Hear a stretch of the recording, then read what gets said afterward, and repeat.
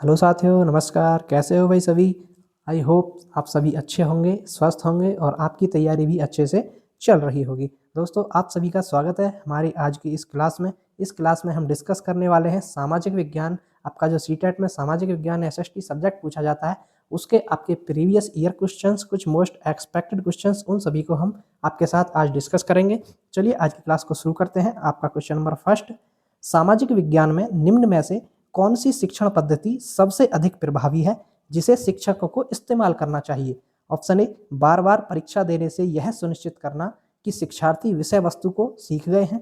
B, उदार भाव से ग्रेड देना। सी, शिक्षार्थियों को आलोचनात्मक और विचार उत्तेजक गतिविधियों में शामिल करना।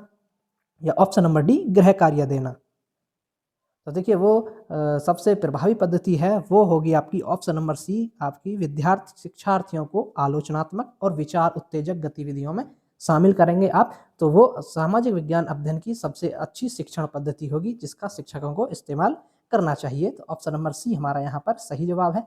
चलिए आगे बढ़ेंगे। क्वेश्चन नंबर 2, भारतीय बहुलतावादी समाज में सामाजिक विज्ञान की पाठ्य पुस्तकों को, यानी भारतीय बहुलतावादी जो समाज है उसमें सामाजिक विज्ञान की पाठ्य पुस्तकों को क्या करना चाहिए? ऑप्शन ए, बहुसंख्यक की राह को प्रदर्शित करना चाहिए। बी, सरकार के विचारों को प्रदर्शित करना चाहिए। सी, विवादास्पद मुद्दों से बचना चाहिए। या डी, सभी धर्मों और सामाजिक समूहों को शामिल करना और उनका प्रतिनिधित्व करना चाहिए। तो देखिए सामाजिक विज्ञान की पाठ्य पुस्तकों को करना चाहिए कि भाई वो सभी धर्मों और सामाजिक समूहों को शामिल करें और उनका प्रतिनिधित्व करें। तो ऑप्शन नंबर डी हमारा यहाँ पर सही जवाब होगा कि भाई वो सभी धर्मों को लेकर के साथ चलें, सभी समूहों को, सामाजिक समूहों को साथ लेकर चलें। ठीक है फ्रेंड्स, चलिए आगे बढ़ेंगे। क्वेश्चन नंबर 3, समता के बारे में पढ़ाने के लिए निम्न में से सर्वाधिक उपयुक्त पद्धति कौन सी है? ऑप्शन ए, व्याख्यान देना। बी, परियोजना देना। सी, गरीबी और पूंजीवाद के विचारों से संबंधित क्षेत्र कार्य देना। या डी, समता को बढ़ावा देने के लिए संवैधानिक प्रावधानों को उभारना। तो देखिए वो आपकी सर्वाधिक उपयुक्त जो पद्धति होगी वो होगी आपकी ऑप्शन नंबर सी, गरीबी और पूंजीवाद के विचारों से संबंधित कार्य क्षेत्र देना। ये आपका समता के जो पढ़ाने के लिए सबसे उपयुक्त पद्धति होगी। ठीक है फ्रेंड्स, तो ऑप्शन नंबर सी हमारा यहाँ पर सही जवाब होगा। ठीक है दोस्तों, चलिए नेक्स्ट बढ़ेंगे। क्वेश्चन नंबर 4, शिक्षार्थी के व्यवहार के नियमों में निम्न में से किस वर्ण को सामाजिक विज्ञान की कक्षा में अभिवृत्तियों और मूल्यों के आकलन में इस्तेमाल किया जा सकता है? यानी कि जो शिक्षार्थी का व्यवहार है उसको, उसमें से किसका वर्णन को सामाजिक विज्ञान में जो अभिवृत्ति है, कक्षा की मूल्य हैं, उनको आकलन के इस्तेमाल करना है, तो उसका कैसे कर सकते हैं? ऑप्शन ए, शिक्षकों के सभी विचारों को स्वीकार करना। बी, अकेले कार्य करने के लिए जोर देना। सी, प्रश्न पूछने के लिए स्वतंत्र अनुभूत करना। या डी, शैक्षणिक कार्यों में अच्छे ग्रेड प्राप्त करना। तो देखिए आपको करना चाहिए कि भाई प्रश्न पूछने के लिए स्वतंत्र अनुभूत करना चाहिए। बच्चे जो होते हैं वो प्रश्न पूछने के लिए स्वतंत्र अनुभूत हों, बिल्कुल स्वतंत्र हों। प्रश्न ज़्यादा से ज़्यादा प्रश्न पूछेंगे तो उससे जो बच्चों का जो व्याख्या हो आपका जो कॉन्सेप्ट होगा जो क्लियर होगा अच्छे से। ठीक है दोस्तों, तो ऑप्शन नंबर सी हमारा यहाँ पर सही जवाब है। चलिए आगे बढ़ेंगे। क्वेश्चन नंबर 5, सामाजिक विज्ञान की कक्षा में निदानात्मक और उपचारात्मक शिक्षण में शामिल होंगे। यानी कि सामाजिक विज्ञान की भाई कक्षा है उसमें निदानात्मक और उपचारात्मक शिक्षण जो होते हैं उसमें क्या शामिल होंगे? ऑप्शन ए, शिक्षार्थियों की कठिनाई विशेष की पहचान करना। बी, पढ़ने के लिए बहुत अधिक सामग्री उपलब्ध कराना। सी, चर्चा के लिए अनेक अवसर उपलब्ध कराना। या डी, शिक्षार्थियों की त्रुटियों में सुधार करना। तो देखिए यहाँ पर आपका सही जवाब होगा ऑप्शन नंबर ए, शिक्षार्थियों की कठिनाई विशेष की पहचान करना। भाई निदानात्मक और उपचारात्मक शिक्षण में यही शामिल होते हैं कि निदान क्या होता है, भाई शिक्षार्थियों की कठिनाई कहाँ आ रही है, उनको सीखने में कहाँ समस्या आ रही है, उनको आप वैसे उनकी पहचान करें, उसके बाद उपचारात्मक शिक्षण करें, उपचार रिमेडियल टीचिंग दें। ठीक है फ्रेंड्स, तो ऑप्शन नंबर ए हमारा यहाँ पर सही जवाब है। चलिए आगे बढ़ेंगे। क्वेश्चन नंबर 6, निम्नलिखित में से कौन सा कार्य राज्य सरकार का है? ऑप्शन ए, नई दिल्ली और वास्को डिगामा के बीच नई गाड़ी चलाना। बी, 1000 के नोट का न्यू डिजाइन लागू करना। सी, पाकिस्तान और बांग्लादेश के साथ शांतिपूर्ण संबंध बनाना। या ऑप्शन नंबर डी, 10वीं कक्षा में बोर्ड परीक्षा को बंद करना। अब देखिए आपसे पूछा है अभी राज्य सरकार का कार्य। ठीक है, देखिए ऑप्शन नंबर ए क्या कह रहा है, नई दिल्ली और वास्को डिगामा के बीच नई गाड़ी चलाना। ये आपका राज्य सरकार का नहीं होता है, ये आपका केंद्र सरकार का होता है। ठीक है, 1000 के नोट का न्यू डिजाइन लागू करना ये भी आपका केंद्र सरकार का कार्य होता है। पाकिस्तान और बांग्लादेश के साथ शांतिपूर्ण संबंध बनाना और ये भी आपका केंद्र सरकार का काम है, क्योंकि ये अंतर्राष्ट्रीय मुद्दे से संबंधित बातचीत हो गई। ठीक है फ्रेंड्स, लेकिन जो 10वीं परीक्षा में जो कक्षा होती है उसमें बोर्ड परीक्षा को बंद करना ये आपका कार्य राज्य सरकार का है। ठीक है फिर दोस्तों, तो ऑप्शन नंबर डी हमारा यहाँ पर सही जवाब हो जाएगा। चलिए नेक्स्ट बढ़ेंगे, क्वेश्चन नंबर 7। निम्नलिखित में से कौन सा विज्ञापन सामाजिक नहीं है? अब इनमें से आपको ये बताना है कि कौन सा ऐसा विज्ञापन है जो सामाजिक नहीं है। ऑप्शन ए, लेन में गाड़ी चलाना बुद्धिमत्तापूर्ण है। बी, पानी की, ये पानी नहीं है पानी है, पानी की प्रत्येक बूंद बचाइए। सी, अतिथि देवो भव। या डी, जीवन बीमा जिंदगी के साथ भी और जिंदगी के बाद भी। तो देखिए यहाँ पर सामाजिक विज्ञापन जो नहीं होगा वो नहीं होगा आपका ऑप्शन नंबर डी, जीवन बीमा जिंदगी के साथ भी और जिंदगी के बाद भी। ये आपका सामाजिक विज्ञान की श्रेणी के अंतर्गत नहीं आता है, सामाजिक विज्ञान की विज्ञापनों की श्रेणी के अंतर्गत नहीं आता है। जबकि अतिथि देवो भव, पानी की प्रत्येक बूंद बचाइए, लाइन में गाड़ी चलाना बुद्धिमत्तापूर्ण है, ये आपका विज्ञापन सामाजिक होते हैं। लेकिन जो जीवन जिंदगी के साथ भी और जिंदगी के बाद भी ये बीमा जो है, ये इसकी जो प्रचार होता है, ये विज्ञापन होता है, ये जो होता है विज्ञापन, ये सामाजिक नहीं होता है। ठीक है फ्रेंड्स, तो ऑप्शन नंबर डी हमारा यहाँ पर सही जवाब है। चलिए आगे बढ़ेंगे, क्वेश्चन नंबर 8। ऐसे मुद्दे की पहचान कीजिए जिसके महत्वपूर्ण होने के बावजूद मीडिया ने शायद ही उस पर ध्यान दिया है। ऑप्शन ए, लैंगिक संवेदनशीलता। बी, पीने का पानी। सी, हत्याएं। या डी, भवनों को गिराना। तो देखिए साथियों, यहाँ पर आपका सही जवाब होगा ऑप्शन नंबर बी, पीने का पानी। भाई ये ऐसा मुद्दा है जो बहुत ही ज़्यादा महत्वपूर्ण है, संवेदनशील है, लेकिन महत्वपूर्ण होने के बाद भी मीडिया ने उस पर बहुत ही कम ध्यान दिया है, शायद ही ध्यान दिया है, बहुत कम ध्यान देता है। तो ऑप्शन नंबर बी हमारा यहाँ पर सही जवाब है। चलिए आगे बढ़ेंगे, क्वेश्चन नंबर 9। न्यायपालिका के संदर्भ में निम्नलिखित प्रावधानों में से भिन्न को पहचानिए। ऑप्शन ए, न्यायाधीशों की नियुक्ति सरकारी हस्तक्षेप के बिना होती है। बी, न्यायाधीशों का सेवा काल निश्चित होता है। सी, शक्तियों का पृथक्करण। या डी, एक बार नियुक्ति के बाद न्यायाधीशों को हटाना बहुत कठिन है।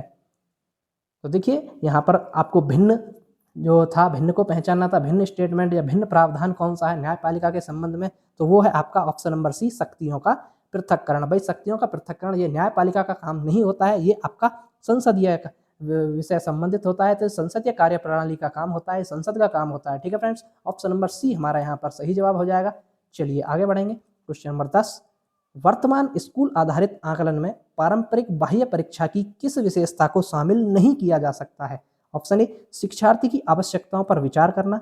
बी, एक दूसरे के निकट शिक्षार्थियों, शिक्षकों और अभिभावकों के बीच सौहार्द। सी, सुव्यवस्थित क्रमबद्ध अधिगम पर बल। या डी, अधिगम के केवल शैक्षिक पक्ष पर बल। तो देखिए यहाँ पर आपसे क्या पूछा है भाई, शामिल नहीं है, नहीं पूछा है तो नहीं होगा आपका अधिगम के केवल शैक्षिक पक्ष पर बल। यहाँ केवल आ गया ना, ये नेगेटिव सेंस देता है आपका, तो अधिगम के केवल के शैक्षिक पक्ष पर बल, ये आपका इस विशेषता को शामिल नहीं किया जाता है, जबकि ये ऊपर तीनों विशेषताएं जो होती हैं इनको शामिल किया जाता है। ठीक है फ्रेंड्स, तो ऑप्शन नंबर डी हमारा यहाँ पर सही जवाब है। चलिए आगे बढ़ेंगे, क्वेश्चन नंबर 11। आंध्र प्रदेश में वंदे मातरम आंदोलन को निम्न में से किस नाम से जाना जाता था? ए, सविनय अवज्ञा। बी, खिलाफत। सी, असहयोग। या डी, स्वदेशी। तो देखिए आंध्र प्रदेश में जो वंदे मातरम आंदोलन था, उस आंदोलन को आप क्या किस नाम से जानते थे? वो जाना जाता था आपका स्वदेशी आंदोलन के नाम से। किस नाम से फ्रेंड्स? स्वदेशी के नाम से जाना जाता था। तो ऑप्शन नंबर डी हमारा यहाँ पर सही जवाब है। चलिए आगे बढ़ेंगे, क्वेश्चन नंबर 12। निम्न में से किस विदुषी ने स्त्री और पुरुष के बीच सामाजिक अंतरों की आलोचना पर आधारित पुस्तक स्त्री पुरुष तुलना का उल्लेखन किया था? यानी कि भाई जो वो कौन सी विदुषी महिला थी जिन्होंने स्त्री और पुरुष के बीच जो सामाजिक अंतर होते हैं उनकी आलोचना की, उनके आधार पर एक स्त्री पुरुष तुलना का लेखन किया था, एक पुस्तक लिखी थी। तो उस कौन सी महिला थी वो? Option A, Tarabai Shinde. B, Ramsundari Devi. C, Pandita Ramabai. या डी, बेगम रोकेया। तो देखिए वो महिला थी आपकी, वो विदुषी महिला थी option number A, Tarabai Shinde. जो ताराबाई शिंदे थी उन्होंने स्त्री और पुरुष के बीच सामाजिक अंतरों की आलोचना की थी और पुस्तक लिखी थी। तो ऑप्शन नंबर ए हमारा यहाँ पर सही जवाब है। चलिए आगे बढ़ेंगे, क्वेश्चन नंबर 13। बेगम हजरत महल ने अंग्रेजों के विरुद्ध विद्रोह भड़काने में निम्न में से किस नगर से सक्रिय भाग लिया? Option A, Faizabad. B, Allahabad. C, Kanpur. या डी, लखनऊ। तो देखिए बेगम हजरत महल जो थी, इन्होंने अंग्रेजों के विरुद्ध जो विद्रोह भड़काया था वो भड़काया था आपका लखनऊ से। ठीक है फ्रेंड्स, तो ऑप्शन नंबर डी हमारा यहाँ पर सही जवाब होगा, लखनऊ शहर से उन्होंने भाग लिया था। ठीक है दोस्तों, चलिए ऑप्शन नंबर डी आपका राइट हो गया। यहाँ पर आगे बढ़ेंगे, क्वेश्चन नंबर 14। निम्न में से किस अधिनियम के अंतर्गत भारतीय प्रशासन को ईस्ट इंडिया कंपनी से ब्रिटिश क्राउन को स्थानांतरित किया गया, यानी कि जो ईस्ट इंडिया कंपनी थी उससे ब्रिटिश क्राउन को स्थानांतरित किया गया था उसको। तो किस अधिनियम के तहत? ऑप्शन ए 1861 का अधिनियम, बी 1868 का अधिनियम, सी 1833 का अधिनियम, या डी 1858 का अधिनियम।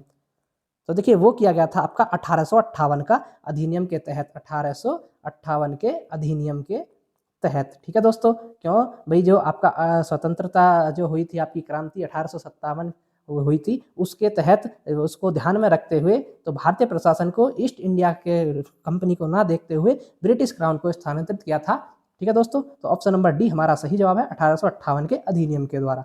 चलिए आगे बढ़ेंगे। क्वेश्चन नंबर 15, मध्यकालीन असम में पाइक निम्न में से क्या थे? ऑप्शन ए पानी लाने वाले, बी अनिवार्य सेना के सदस्य, सी बलात मजदूर, या डी बागान में काम करने वाले मजदूर।